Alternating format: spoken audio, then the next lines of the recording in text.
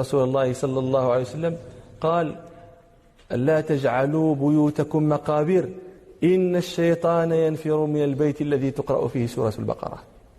فجعل البيت الذي لا يقرأ فيه القرآن إما ابتداء وإما تبعا للصلاة جعله النبي صلى الله عليه وسلم مقبرة، ولا بد أن يفرخ فيه الشيطان ويعشيه، لأنه لا شيء ينفره من ذلك البيت. إن الشيطان ينفر من البيت الذي تقرأ فيه سورة البقرة.